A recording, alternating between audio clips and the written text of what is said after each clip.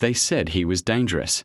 Not because he wielded weapons or commanded armies, but because he couldn't be bought.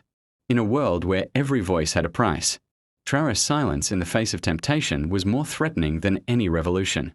And that silence, calm, steady, rooted, was what echoed through the private hallways of global power. Benjamin Netanyahu had heard of him, of course. Everyone had. Traore had been rising for years. A grassroots figure with no clear affiliation, no visible financial backers, no loyalty to political camps. A ghost, a mirror, a storm. And now, he was in Tel Aviv. The air that day was sharp with sand and tension. Traore stood barefoot before the security wall that divided nations, beliefs, economies, and futures. A boy handed him a stone. He didn't throw it. He never did. But he held it up, palm open, for the drones to see. Let them record, he said. Let the machine learn that a man's dignity weighs more than a missile. Word traveled quickly. Within hours, global media spun the story in two directions. Either Traore was a foreign agitator sent to destabilize Israel's security, or he was a peace-driven dissident, shedding light on truths too, uncomfortable to broadcast in prime time. Netanyahu chose neither. He chose silence and a private meeting. The invitation. The message arrived not with formality, but with calculation. No government insignia. No red seal. Just GPS coordinates and a time, 3 a.m. Traore knew what it meant. This was not diplomacy. This was a test. He arrived on foot. No escort, no entourage, just his breath-forming clouds under the pale moonlight. The compound was buried beneath layers of security, masked as a water treatment plant on the edge of the Negev desert. Inside, everything was glass, metal, and war. Netanyahu was already seated. Sleeves rolled. Tie off. Behind him, a wall of surveillance footage. Gaza, West Bank, Tehran, Washington, Paris, Johannesburg. Pixels flickering over lives quantified. You walk into the lion's den, Netanyahu said without standing. I came to see if the lions still had teeth, Traore replied. Silence followed, brittle and sharp. Do you know how many leaders like you I've seen come and go? Netanyahu said, leaning forward. They preach fire, and then they beg for oxygen. I'm not here to breathe your air, Traore answered. I'm here to shatter your walls. The clash of systems. This wasn't a meeting. It was a collision. Two realities colliding, two truths battling for oxygen. Netanyahu represented a system built on security through control. He saw chaos not as a symptom, but as a pathogen, something to be contained, suppressed, preempted. Traore represented the exact opposite. To him, control was the disease. Systems didn't break because they were attacked. They broke because they fed on injustice, until they collapsed under their own hypocrisy. Netanyahu pointed to a screen. You think this can be solved with poetry? That Gaza will suddenly bloom because you said a few eloquent words at a protest. Traore didn't flinch. Gaza doesn't need poetry. It needs breath. It needs the boots to stop stomping the throats of children. Netanyahu stood. For a moment, his hands trembled. Do not lecture me on war.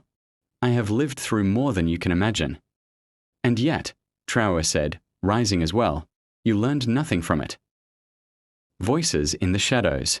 Outside that room, agents watched. Analysts scribbled. Algorithms crunched every word, gesture, blink. Netanyahu's inner circle couldn't understand one thing. Why wouldn't Traore be intimidated? He had no army, no nukes, no trade leverage. And yet, here he was, unblinking in the face of one of the world's most unflinching leaders. Because Traore didn't play the game. He rewrote it. When offered immunity, he declined. When offered money, he laughed. When offered exile, he offered peace, but on his terms. Netanyahu's men were unnerved. They weren't used to men like Traore, leaders who didn't negotiate with fear. The broadcast. At dawn, Traore walked out. He didn't speak to the press. He didn't rally crowds. He found a small rooftop overlooking the old city of Jerusalem and sat cross-legged. Then he opened a live stream. Good morning, he said. I met your Prime Minister today. I met the man behind the machine. Millions joined in within minutes. He asked if I knew what war was. I ask you, do you know what peace costs? It's not cheap. It requires dismantling systems. Systems built to protect profit, not people. He paused. They'll call me a terrorist. That's fine. They've called braver men worse. But if refusing to kneel is terrorism, then perhaps your definition of peace is too comfortable. The feed went dark after 9 minutes. Netanyahu watched every second. Fallout. What followed was a global rupture.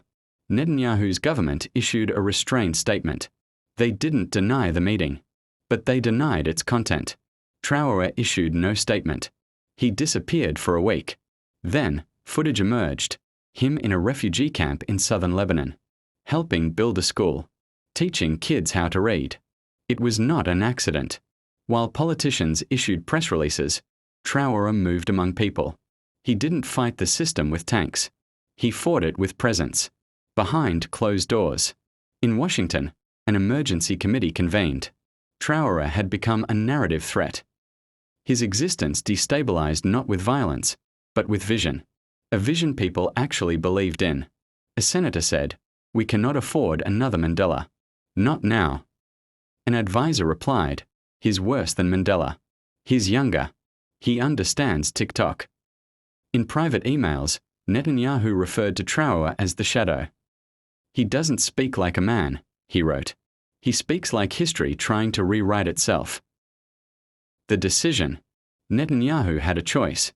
Ignore him and let the myth grow, or silence him and turn him into a martyr. Traore knew this. So, he escalated. He returned to Tel Aviv. Publicly. No disguise. No fear. This time, he didn't go to the border. He went to the stock exchange.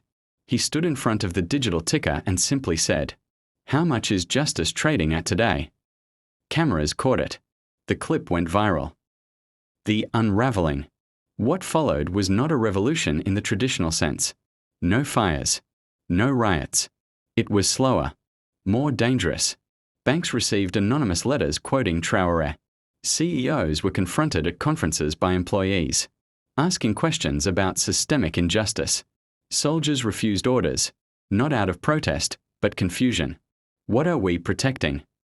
One wrote in a leaked message. And who from? Netanyahu understood this wasn't a war. It was a virus. A mental one. A new kind of insurgency, one built on questioning instead of bombs. Face to face, again. 3 weeks later, Netanyahu invited Traore again.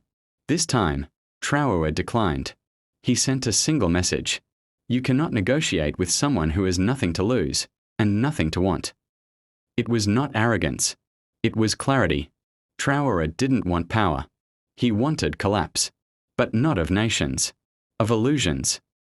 Final message. 1 year later, Traore gave his final public speech before disappearing again. It wasn't broadcast. It was handwritten, scanned, and published in hundreds of languages. It ended like this. I did not come to destroy Israel. I came to remind it what it forgot, that no people can be free while another is caged. If that truth makes me your enemy, then your enemy was justice all along.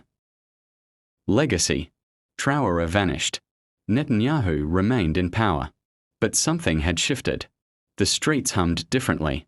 A silence lingered, not fear, but thought. In cafes, people stopped mid-conversation to replay something Traore had said. Children painted murals of him, not as a savior, but as a mirror. And somewhere, beneath layers of politics, defense budgets, and press releases, the system felt a crack. Small, invisible, but permanent.